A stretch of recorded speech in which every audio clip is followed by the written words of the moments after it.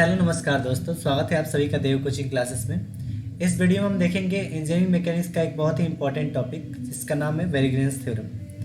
तो वेरिग्नेंस थ्योरम बहुत ही इंपॉर्टेंट है इंजीनियरिंग मैकेनिक्स में। इससे रिलेटेड क्वेश्चन एक हमेशा एक सिविल इलेक्ट्रॉनिक्स फर्स्ट सेमेस्टर और मैकेनिकल इलेक्ट्रिकल सेकेंड सेमेस्टर में हमेशा ये इस तरह के क्वेश्चन पूछा जाता है। तो हम इसको देखेंगे वेरिग्नेंस थ्योरम क्या है और इससे हम सेंट्रोइड कैसे निकालते हैं उसको भी इस वीडियो में डिस्कस करेंगे। तो जनरली वेरिगेंस थ्योरम क्या होता है, इसका स्टेट पहले लिख देते हैं। तो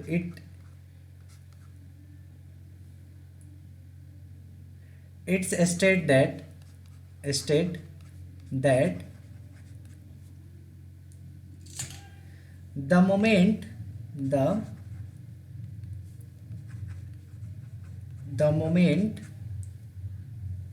of any force is equal to the algebraic sum of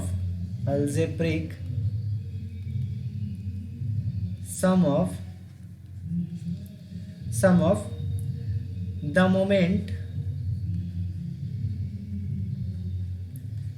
moment of the component of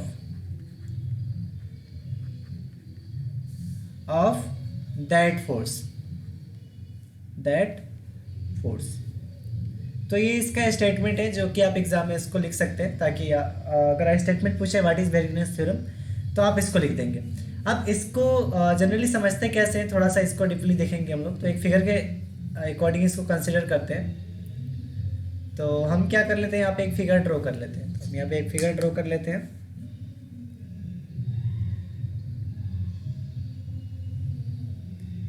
यहाँ पे हम एक क्या कर लेते हैं, फिगर ड्रॉ कर लेते हैं।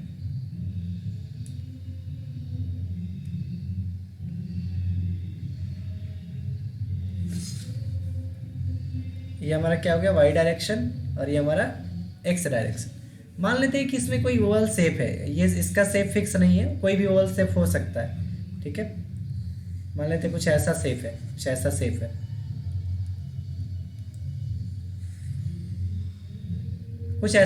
हमको क्या करना है, इसका सेंट्रोइड निकालना है। तो सेंट्रोइड कहीं ना कहीं इसके ऐसे सेंटर पे लाई करेगा जहां से इसका मोमेंट जो है हर एक पॉइंट पे सेम होगा। तो मान लेते हैं कि इसका सेंटर जो है अलग अलग पार्ट पे लाई करता होगा। तो इसमें कई पार्ट हो सकते हैं, जिसका कई रीजन हम बना सकते हैं। तो हर एक पॉइंट को मान लेते हैं ये फर्स्ट पार्ट है, तो इसको मान लेते हैं A1 पार्ट है, मतलब इसका एरिया क्या होगा, A1 होगा। इसको मान लेते हैं हमारा सेकेंड पार्ट है, तो इसका एरिया क्या होगा, A2 होगा। और इसको मान लेते हैं थर्ड पार्ट है, इसका एरिया क्या होगा, A3 होगा। तो इसका जो मान लेते हैं सेंट्रोइड जो है इस मतलब इस छोटे वाले पार्ट का, इसका मान लेते हैं सेंट्रोइड जो है आपका कुछ और मतलब जैसे मान लेते हैं ये A1 से स्टार्ट करते हैं। तो ये वाला हमारा क्या है, A1। इसका मान लेते हैं सेंटर ऑफ ग्रेविटी कहीं यहाँ पे है, तो इसका हो सकता है सेंटर ऑफ ग्रेविटी X1 और Y1 है। A2 का मान लेते हैं सेंटर ऑफ ग्रेविटी जो है X2 और Y2 है। और A3 का मान लेते हैं कि X3 और Y3 है। तो इस टोटल का, इस जो फिगर हमको दिख रहा है, इस टोटल फिगर का अगर हमको सेंटर ऑफ ग्रेविटी निकालना है तो उसको कैसे निकालेंगे। तो उसके लिए हमने वेरिग्नेंस थ्योरम पढ़ते हैं। तो इसमें एक फॉर्मूला यूज होता है जो कि हमको इस फॉर्मूले का ही यूज करना है सेंटर ऑफ ग्रेविटी निकालने में। तो फॉर्मूला यहाँ पे ये होता है कि अगर मान लेते हैं आपको क्या करना है, सेंटर ऑफ ग्रेविटी निकालना है, तो आप क्या करेंगे, मोमेंट लेंगे हर पॉइंट पे।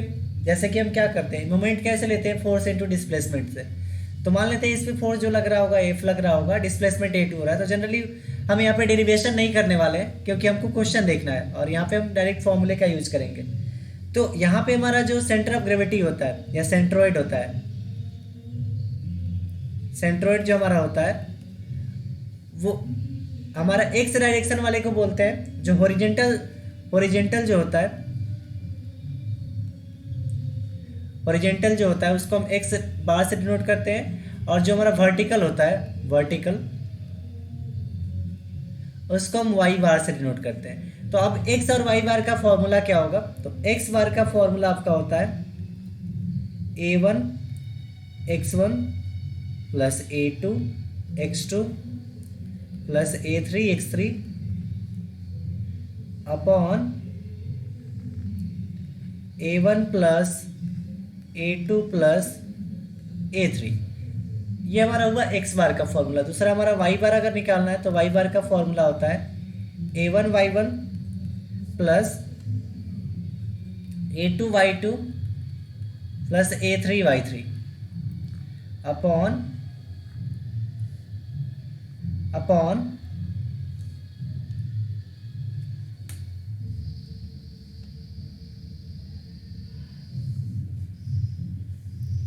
a1 plus a2 plus a3।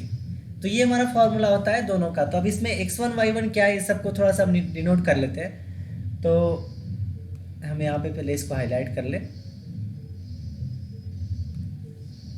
ये हमारा किसका फॉर्मूला हो गया, x बार का। तो x बार कैलकुलेट करने के लिए हम इस फॉर्मूले का यूज करेंगे।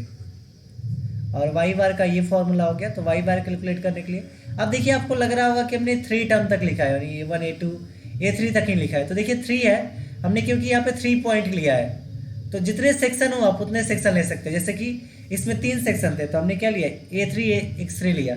और अगर 4 सेक्शन आ जाए तो a4 x4 लेना पड़ेगा। तो जनरली अब हम क्या करेंगे, इसको थोड़ा सा इसका नोटेशन देख लेते हैं। तो यहाँ पे जो पॉइंट है उसको लिख लेते हैं।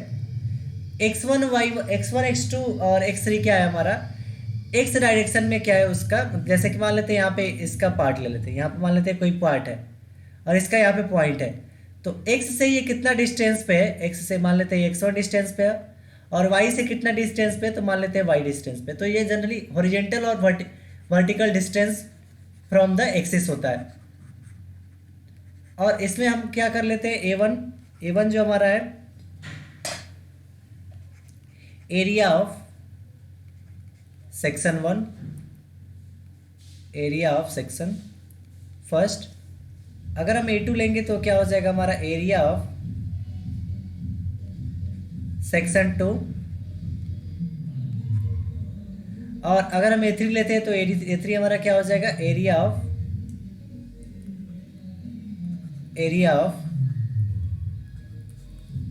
सेक्शन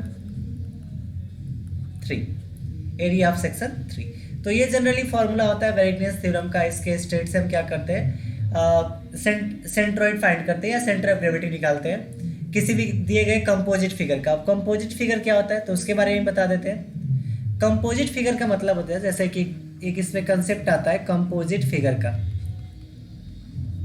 कंपोजिट फिगर, तो कंपोजिट फिगर का मतलब कुछ नहीं होता है आपका, जस्ट ये कंपोजिट फिगर जो है वो एक तरह का ऐसा है जिसमें फिगर, बहुत सारे फिगर एक साथ मिले। जैसे कि एक हमने एक रेक्टेंगल बनाया, इसके ऊपर एक और रेक्टेंगल बन गया, तो 2 इसमें पार्ट हो गए, एक ये वाला पार्ट और एक दूसरा पार्ट। तो जब दो या दो से ज़्यादा पार्ट आ जाए किसी फिगर में तो उस फिगर को हम बोलते हैं कंपोजिट फिगर। उस फिगर को हम क्या बोलेंगे, कंपोजिट फिगर। तो ये हमारा क्या है, कंपोजिट फिगर है। तो अब हम कुछ सेक्शन का देख लेते हैं, कुछ जो हमारे कुछ टर्म होते हैं, जैसे रेक्टेंगल हो गया, स्क्वायर हो गया, ट्रायंगल हो गया या सर्कल हो गया। इन सब का सेंटर ऑफ ग्रेविटी कहाँ लाई करता है, क्योंकि हमको इसी के हेल्प से क्या करना पड़ेगा, सेंटर ऑफ ग्रेविटी निकालना पड़ेगा। तो हम सबसे पहला पॉइंट लेंगे स्क्वायर का। स्क्वायर आपको पता ही होगा कि जिसका लेंथ और ब्रेथ क्या रहता है, सेम रहता है। तो हम यहाँ पे फिगर स्क्वायर अच्छा हम यहाँ पे क्या कर लेते हैं, सारे फिगर का एक अच्छे से स्केल बना के लिख देते हैं। तो हमें स्क्वायर का सबसे पहले लेते हैं। तो स्क्वायर का फिगर कुछ ऐसा होता है जिसका लेंथ ब्रेथ साइड इक्वल होता है। तो ये हमारा स्क्वायर हो गया। तो स्क्वायर का क्या होता है, लेंथ भी सेम होता है और ब्रेथ भी सेम होता है। तो इसका सेंटर ऑफ ग्रेविटी यानी सीजी कहीं यहाँ पर, सीजी को हम बोलते हैं सेंटर ऑफ ग्रेविटी। तो जब भी हम मैकेनिक्स में पढ़ते हैं उसको हम सीजी के नाम से जानते हैं। तो हमारा जो सेंटर ऑफ ग्रेविटी होगा इसका, इस पॉइंट का कहीं ना कहीं यहाँ पे लाई करेगा, इस पॉइंट पे। तो इस पॉइंट को कैसे डिनोट करेंगे, ये हमारा क्या हो जाएगा, मान लेते हैं आपका डी है, ये मान लेते हैं हमारा क्या है बी है, और ये हमारा क्या मान लेते हैं डी है। तो यहाँ पे जो इसका ये भी क्या होगा हमारा बी ही होगा, क्योंकि दोनों साइड सेम होते हैं। तो इसका जब जो हम सेंटर ऑफ ग्रेविटी निकालेंगे सीजी निकालेंगे तो इसमें एक्स बार हो जाएगा आपका d/2 और वाई बार भी क्या हो जाएगा आपका d/2। तो ये हमारा किसका हुआ स्क्वायर का। तो ये आप लोग ध्यान रखेंगे। फिर नेक्स्ट हम देख लेते हैं। तो नेक्स्ट हम देखेंगे रेक्टेंगल का। तो रेक्टेंगल भी सेम इसी टाइप का है, बट उसमें क्या होता है दोनों साइड सेम नहीं होते। तो रेक्टेंगल हम यहाँ पे एक ड्रॉ कर लेते हैं। हमने क्या किया यहाँ पे एक रेक्टेंगल ड्रॉ कर लिया। अब इसका मान लेते हैं सीजी कहीं ना कहीं यहाँ पे लाई करेगा। तो ये वाला डिस्टेंस हम मान लेते हैं क्या है हमारा बी है, और ये वाला मान लेते हैं कि हमारा क्या है डी है, क्योंकि जो हमारा रेक्टेंगल होता है उसका सभी साइड इक्वल नहीं होता है। तो इसमें जो एक्स बार हमारा होता है वो होता है हमारा b/2। अच्छा, इसमें हमने ये b था, हमने d लिख दिया, ये b होगा आपका। ये दोनों पोर्शन आपके b ही होंगे।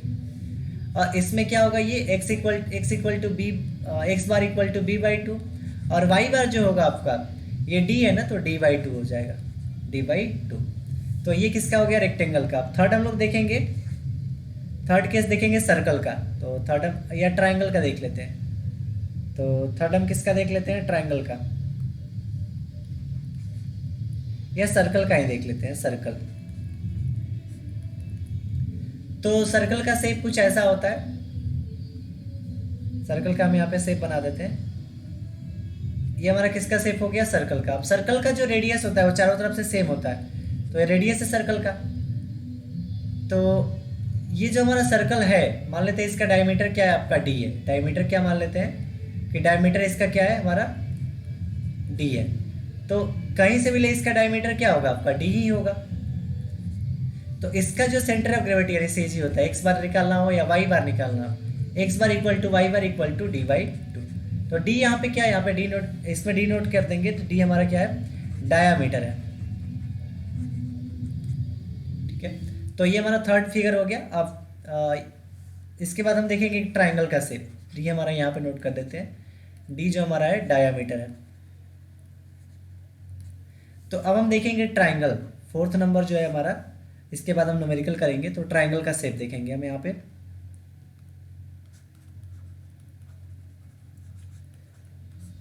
तो हम देखेंगे ट्राइंगल का। तो ट्राइंगल कुछ ऐसा होता है। तो थोड़ा सा ट्राइंगल में आपको कंसेप्ट लगाना है कि इसका सीजी कैसे लिखेंगे। तो देखिए इसका सीजी तो हम यहाँ पे क्या करेंगे इस ट्राइंगल को देखेंगे। ट्राइंगल में ये हमारा मान लेते हैं नीचे वाला क्या है हमारा बेस है, और ये हमारा क्या है एक तरह का हाइट है। ये क्या मान लेते हैं हमारा हाइट है। तो इसका सीजी हो सकता है कहीं ना कहीं यहाँ पे लाई करेगा। तो इसको मान लेते हैं सीजी से डिनोट कर देते हैं। इसका सीजी कहीं ना कहीं यहाँ पे लाई करेगा। तो अगर हम एक्स बार निकालें तो एक्स बार हमारा होता है b/3, और अगर हम वाई बार निकालें तो ये हमारा होता है h/3। लेकिन यहाँ पे थोड़ा सा हमको कंसेप्ट ये लगाना है कि अगर हम वाई बार जो ले रहे हैं, अगर हम उसके टिप से ले यानी ऊपर से नीचे ले, तो अगर हम ऊपर से लेंगे तो वो हमारा चेंज होकर किस में कन्वर्ट हो जाएगा, ये एक्स बार भी कन्वर्ट हो जाएगा। अगर हम इधर में देखिए, अगर हमारा मान लेते हैं एक्सिस इधर है, एक्सिस हमारा किधर है इस साइड है, ये हमारा वाई एक्सिस हो गया और हमारा एक्स एक्सिस हो गया। इस साइड से अगर ले रहे हैं तो ये कंसेप्ट रहेगा। लेकिन अगर हम इधर से एक्सिस ले लेते हैं तो ये कंसेप्ट चेंज हो जाएगा। यानी एक्स बार जो रहेगा आपका 2b/3 हो जाएगा, और वाई बार जो आपका रहेगा वो 2h/3 हो जाएगा। तो इस कंसेप्ट को ध्यान रखेंगे। और इस तरह के बहुत सारे क्वेश्चन भी आएंगे जहाँ पे हमको क्या करना पड़ेगा, ऐसे टॉपिक ऐसे मतलब कंसेप्ट लगाना पड़ेगा। तो अभी चलिए हम एक क्वेश्चन लेके देखते हैं कि कैसे हम किसी फिगर का सेंटर ऑफ ग्रेविटी फाइंड करेंगे या सीजी फाइंड करें। सीजी वही है सेंटर ऑफ ग्रेविटी, सेंट्रोइड या सेंटर ऑफ ग्रेविटी इसी को बोलते हैं। तो अब हम फाइंड करेंगे उसको। तो जनरली हमको मैकेनिक्स में जो पढ़ने हैं वो 3 तरह के सेक्शन पढ़ने हैं। एक आई सेक्शन पढ़ना है, पहला क्या है हमारा टी सेक्शन पढ़ना है, टी सेक्शन। दूसरा हमारा आई सेक्शन, और तीसरा हमारा एल सेक्शन। तो इन 3 तरह के मतलब फिगर का हमको क्या करना है, सेंटर ऑफ ग्रेविटी निकालना है। तो सबसे पहले हम क्या करेंगे, टी सेक्शन वाले फिगर को देखेंगे और उसका सेंटर ऑफ ग्रेविटी निकालेंगे। तो हम सब यहाँ पे एक सबसे पहले फिगर ड्रॉ कर लेते हैं। तो ये हमारा है टी सेक्शन एक तरह का, और इसका हमको क्या करना है, सेंट्रोइड निकालना है। सेंट्रोइड का मतलब इसका क्या निकालना है हमको, सेंटर ऑफ ग्रेविटी निकालना है। तो इसका सीजी कहाँ पे लाई करेगा और कैसे फाइंड करना है इसको, तो देखिए इसके बहुत सारे स्टेप है। स्टेप सबसे पहला स्टेप हमको ये रहेगा ना कि इसको एक रेफरेंस एक्सिस बना दे, यानी इसके लिए हम क्या करें, एक रेफरेंस एक्सिस ले लें।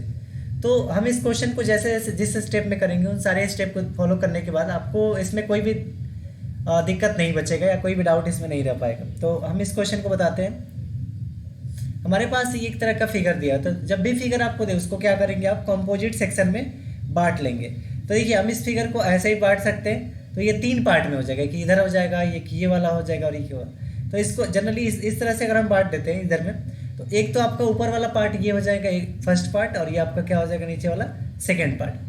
अब मान लेते हैं फर्स्ट पार्ट का जो सेजी है वही कहीं यहाँ पे लाइट करेगा, तो मान लेते हैं ये G1 है, कहीं यहाँ पे लाई कर रहा है।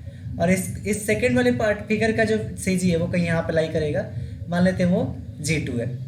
तो अब हमको क्या करना है, रेफरेंस एक्सिस बनाना है। रेफरेंस एक्सिस हम कैसे बनाते हैं, सबसे नीचे वाला जो पोर्शन है, ये सबसे नीचे वाला, इसके लिए हम हॉरिजॉन्टल एक लाइन ड्रॉ करेंगे, वो भी डॉटेड लाइन, फुल लाइन नहीं, हम यहाँ पे डॉटेड लाइन ड्रॉ करेंगे।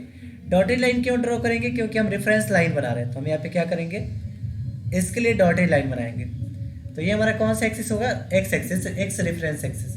अब आपको करना क्या होगा, आपको वाई एक्सिस को भी, वाई एक्सिस जो है आपका उसको भी ऐसे डॉटेड लाइन से दिखाना है। तो अब बात ये आती है कि वाई एक्सिस का कौन सा लाइन लेंगे, ये वाला लाइन पे हम ड्रॉ करेंगे या ये वाला। तो देखिए लेफ्ट में जो सबसे ज़्यादा लेफ्ट हो उस पर आप क्या करेंगे, रेफरेंस लाइन लेंगे। तो सबसे ज़्यादा लेफ्ट में यानी सबसे ज़्यादा बाएं में कौन सा, ये वाला, तो इसके अकॉर्डिंग हम रेफरेंस लेंगे। तो इसके अकॉर्डिंग हम रेफरेंस लेंगे तो कुछ ऐसा आएगा। हम यहाँ पे क्या करें, इसके अकॉर्डिंग रेफरेंस ले रहे हैं, तो ये रेफरेंस कुछ ऐसा आएगा। हम यहाँ पे इसको थोड़ा सा और अच्छे से बना ले रहे हैं, ये हमारा रेफरेंस कुछ ऐसा आएगा। तो हमको रेफरेंस मिल चुका है, हमको यहाँ पे रेफरेंस मिल गया। अब हम क्या कर लेते हैं, इसको मान लेते हैं हमारा क्या है, y है। अब हम फर्स्ट फिगर को देखेंगे, फिगर फर्स्ट फिगर जो है एक तरह का क्या है, हमारा रेक्टेंगल है। तो सेक्शन फर्स्ट हम देखेंगे, सेक्शन जो हमारा इसमें फर्स्ट है, ये एक तरह का कंपोजिट फिगर है। कंपोजिट क्यों है, क्योंकि ऊपर भी एक रेक्टेंगल है और नीचे भी एक रेक्टेंगल, तो 2 रेक्टेंगल है। तो ये हमारा क्या है, कंपोजिट सेक्शन है। अब इसमें एक कंसेप्ट आता है सिमेट्रिकल और अन सिमेट्रिकल, तो उसको भी देखेंगे कि सिमेट्रिकल क्या होता है और अन सिमेट्रिकल क्या होता है। तो पहले सेक्शन 1 को देखते हैं। तो सेक्शन 1 का अगर हम एरिया निकालें, A1 निकालें, तो A1 हमारा क्या होता है, A1 का मतलब होता है area of the section first. तो ये हमारा क्या एक तरह का रेक्टेंगल है, तो हम क्या निकालेंगे, A1 हमारा एरिया ऑफ रेक्टेंगल हो जाएगा, एरिया ऑफ रेक्टेंगल फर्स्ट। तो area of rectangle first, area हमारा क्या होता है रेक्टेंगल का, लेंथ इंटू ब्रेथ। तो देखिए ये फर्स्ट जो फिगर आपको दिख रहा है ये वाला, इस फिगर का लेंथ कितना हो रहा है, लेंथ हो रहा है 100 और ब्रेथ कितना हो रहा है 20। तो 100 इंटू 20 कितना हो जाएगा, ये हमारा 100 इंटू 20, तो ये हमारा कितना हो जाएगा 2000 metre square, mm square, metre नहीं mm स्क्वायर। तो ये हमारा क्या आ गया, एरिया ऑफ सेक्शन फर्स्ट आ गया। एरिया ऑफ सेक्शन फर्स्ट आ जाने के बाद अब आपको x1 x2 y1 y2 calculate करना पड़ेगा। तो x1, अब आप सोचेंगे x1 x2 क्या है और y1 y2 क्या है, तो हम मान लेते हैं यहाँ पे क्या कैलकुलेट करेंगे हम x1 और फिर हम क्या कैलकुलेट करेंगे y1। तो x1 और y1 कैसे कैलकुलेट करेंगे, तो सबसे पहले हम x1 देखेंगे। x1 का मतलब होता है कि y एक्सिस से उसका डिस्टेंस कैसा है। तो देखिए ये y एक्सिस है ना आपका ये वाला, तो फर्स्ट सेक्शन की बात कर रहे हैं, यानी हम इस सेक्शन की बात करें, ये वाले इस सेक्शन की हम बात कर रहे हैं। तो इस सेक्शन को अगर आप देखते हैं तो इस सेक्शन को हमने कलर कर दिया। अब इस आसानी से इसको क्या कर सकते हैं हम, इसका जो निकालना होगा x1 y2 सब निकाल सकते हैं। तो x1 क्या होगा, x1 हम देखेंगे कि ये जो हमारा y एक्स है, y एक्सिस, उससे कितने डिस्टेंस, उसका डिस्टेंस जो है वो किस अकॉर्डिंग लेंगे। तो देखिए हमारा रेक्टेंगल है, तो हमने बताया था रेक्टेंगल के केस में कि अगर आपको x बार निकालना है तो उसमें क्या लिखना है, आपको b/2 लिखना है। उसमें क्या लिखना है हमको, b/2। तो यहाँ पे सबसे पहले क्या है, यहीं से स्टार्ट हो रहा है। अगर कहीं दूर से स्टार्ट हो रहा है तो उतना पॉइंट ऐड करते हैं, तो ये यहाँ से ही स्टार्ट हो रहा है, तो कितने डिस्टेंस पे हो रहा है 100 के। तो b का यहाँ पे वैल्यू क्या है 100, एक इसका वैल्यू है b का। तो अब हमारा x1 क्या होता है, b/2, तो b हमारा कितना है यहाँ पे 100, तो 100/2 हो जाएगा, तो ये कितना हो जाएगा हमारा 50 mm। हमने क्या निकाले यहाँ पे x1 निकाल लिया। अब हम निकालेंगे y1। तो y1 कैसे निकालेंगे, आप देखिए y1 का जो लेंथ लेते हैं वो x एक्सिस से ऊपर वाला पार्ट देखते हैं। तो x एक्सिस से हमारा ऊपर वाला पार्ट देखिए, x एक्सिस से पहले ये 100, ये वाला सेक्शन 2 वाला पार्ट है, 100 mm का ये सेक्शन 2 वाला पार्ट है ये वाला, उसके बाद ये 20 है। तो हम y1 के लिए क्या बताया था, क्या होता है d/2, लेकिन ये केवल इतना का निकलेगा, ये वाले पोर्शन का सेंट्रोइड, लेकिन हमको क्या करना है, x एक्सिस से लेना है। तो इसका तो हम d/2 करेंगे, बट यहाँ पे 100 ज्यादा बच रहा है, उस 100 को हमको यहाँ पे क्या करना पड़ेगा, ऐड करना पड़ेगा। तो प्लस हम यहाँ पे क्या लिखेंगे 100। फिर से समझिए, हम क्या कर रहे हैं, इस सेक्शन का निकाल रहे हैं। तो ये कितना ऊपर है, x एक्सिस से 100 ऊपर है, और तब जाके इस सेक्शन का हम कर रहे हैं। तो हमने जनरली बताया कि अगर केवल ऐसा सेक्शन हो तो हम d/2 लेंगे, तो d/2 तो हम ले लिए, लेकिन 100 ये ऊपर है तो 100 का उसमें प्लस कर देंगे। अब हम यहाँ पे वैल्यू को रख देंगे, तो ये 20 जो है हमारा d का वैल्यू है, तो ये हमारा क्या हो जाएगा 20/2, d की जगह पे क्या होगा 20 और /2 प्लस का ये 100, ये 2 से कटाएंगे तो 10 बार में कट जाएगा। तो 10 और 100 जोड़ेंगे तो कितना आएगा 110 mm, 110 mm आ गया। तो ये हमारा सेक्शन फर्स्ट का कंप्लीट पार्ट हो गया। अब हम लेंगे सेक्शन 2 का। तो सेक्शन 2 का कैसे लेंगे, सेक्शन 2 का लेने के लिए अब आपको थोड़ा सा यहाँ पे दिमाग लगाना पड़ेगा। तो हम क्या कर लेते हैं, सेक्शन 2 पे लेते हैं, सेक्शन 2।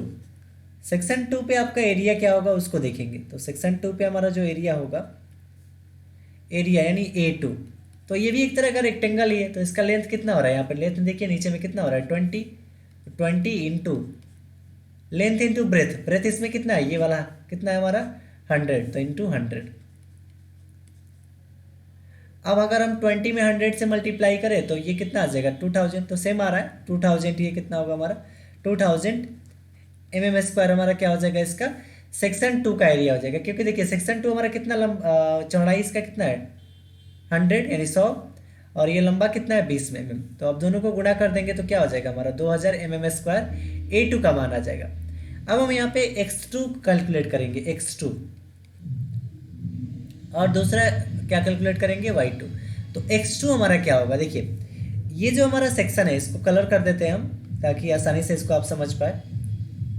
तो इसको हम, हाँ यहाँ पे इस कलर से हम क्या कर देते हैं, इसको कलर कर देते हैं। ये हमारा कौन सा सेक्शन हो जाएगा, x2।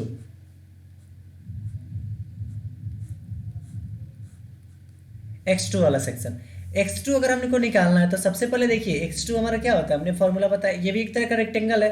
तो x2 हम कैसे निकालते हैं, x2 के लिए हमने x1 हो या x2, हमने क्या फॉर्मूला बताया है b/2। तो देखिए हमने ऊपर b/2 लिखा है, लेकिन ये जो फिगर है वो y से, हम x जब नहीं निकालते हैं तो y से डिस्टेंस लेते हैं, यानी y से वो कितने दूरी पे है। तो y से, ये y से देखिए पहले फिगर जो है वो इतना दूरी पे, इतना दूरी, तो ये फिगर उसके बाद है।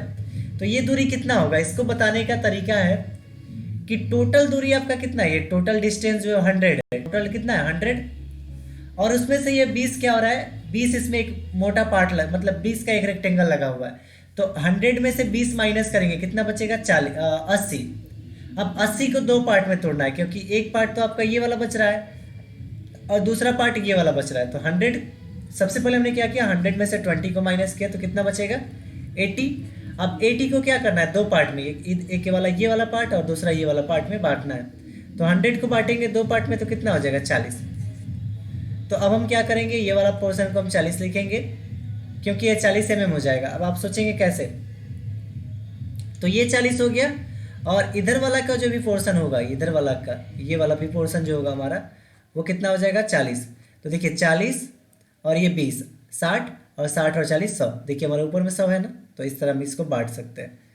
तो अब हम क्या करेंगे, यहाँ पे जब हमने इसको नोट कर दिया ऐसा, तो अब इसमें क्या करेंगे, x2 तो हमने ले लिया कि x2 इसका हो गया, इस फिगर का केवल हमने लिया, ये कितने दूरी पे y से 40, तो हम यहाँ पे प्लस का 40 ऐड कर देंगे। अब यहाँ पे b का वैल्यू रखेंगे, तो इसके लिए b का वैल्यू कितना है, b का वैल्यू है 20, ये b का वैल्यू कितना है 20, और बटा में 2 प्लस का ये 40, प्लस का 40, तो 20/2 प्लस 40, इसको कटा देंगे तो 10 दूना 20 कट जाएगा। तो 10 और 40 कितना हो जाएगा आपका 50, तो 50 mm क्या आ जाएगा हमारा x2 आ जाएगा। अब हम निकालेंगे y2, हमारा क्या निकालना है अब y2। तो y2 निकालने के लिए अब हमको क्या करना है, y2 हम देखेंगे कि वो x से कितने दूरी पे है। तो देखिए x से स्टार्ट ही हो रहा है तो इसमें कुछ ऐड करना ही नहीं पड़ेगा। तो हम y2 का फॉर्मूला क्या बताते हैं, d/2। तो यहाँ पे d कितना होगा आपका 100 होगा, क्योंकि हम इस सेक्शन का देख रहे हैं, ये सेक्शन 2 का। तो इसका कितना डिस्टेंस है 100, तो ये हो जाएगा d का वैल्यू, तो 100/2। तो ये कटाएंगे इससे तो कितना हो जाएगा 50। तो y2 हमारा कितना आ गया 50 mm। तो y2 यहाँ पे हमको मिल गया 50 mm का। तो अब आप देखेंगे यहाँ पे कि जो हमने फिगर जो फिगर एक्सिस से स्टार्ट हो रहा है, यानी जो फिगर रेफरेंस एक्सिस से ही स्टार्ट हो जा रहा है उसमें हम कुछ ऐड नहीं कर रहे हैं, लेकिन जो फिगर रेफरेंस एक्सिस के बाद स्टार्ट हो रहा है उसमें जितना बाद स्टार्ट हो रहा है उसको हम ऐड करना पड़ेगा।